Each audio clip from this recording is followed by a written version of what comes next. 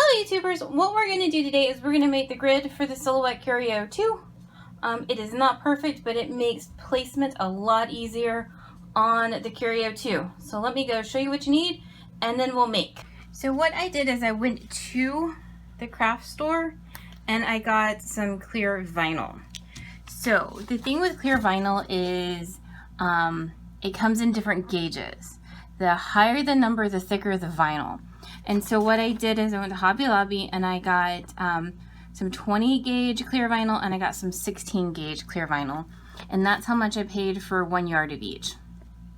Now this is last year, so prices may have gone up since then. But to give you some idea of how much I paid for it. And so what I ended up deciding was I've been using the 20-inch gauge or the 20 gauge vinyl because I feel like that's the one that closest matches the protector that we were given. So I would say any clear vinyl around a gauge of a 20 would probably work for this. You do want to actually go to the craft store and get it off the big rolls because this has to be flat. The number one thing with getting the electrostatic mat to work is whatever you put on it has to be flat. That's the most important thing. So some remnant that is rolled up like this is not gonna ever be flat enough, I don't think, for that. So whatever craft store you like to or is closest to you, as long as it's on the roll, it should work. Also, if you don't want to go buy vinyl, you can just buy a secondary one of these. This is the protector sheet we were given. You can go buy these off of Silhouette's webpage. I believe they're about $8, and then you have to pay shipping and handling for them as well. So that is your other option if you don't have a craft store, if you don't want to buy fabric on your own. So you need vinyl basically. All right, so you have your fabric or your vinyl, and then what I'm going to use is my Rotary Cutter and my ruler and a fat Sharpie. The thin Sharpies don't work so well for this. A fat Sharpie seems to work better. And then this is a self-healing cutting mat. So basically these are quilting supplies.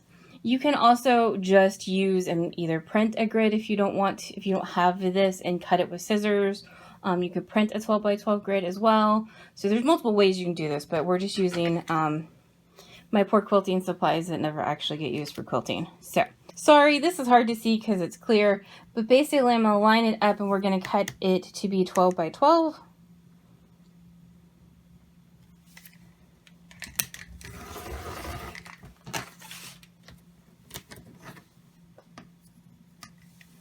And then I cut my finger very badly with this rotary cutter once, so we're going to be very careful with it again.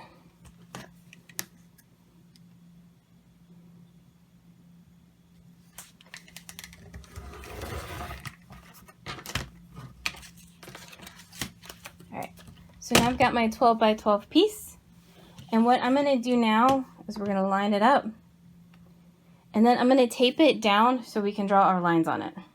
Alright.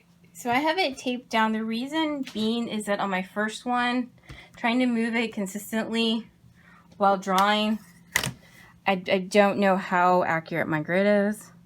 It just kind of migrates because the vinyl is so smooth. So basically now all you're going to do with your fat Sharpie is trace your grid onto a piece of vinyl.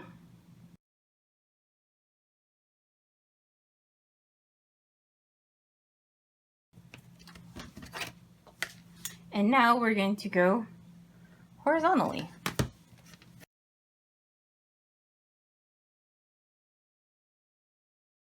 All right, so we have all of our lines this way, all of our lines this way. Now we're just gonna number the top and the bottom. And that's all there is to it. I will tell you not to leave the tape on this. I learned that one the hard way. It eventually curls up the vinyl. I don't know why, but don't do that. And like I've said before, it's not perfect, but it's a lot better than no grid at all. So if you have any questions, let me know down in the comments. Questions, comments, concerns, anything else. And I'll be back with another video soon. Thank you so much for watching.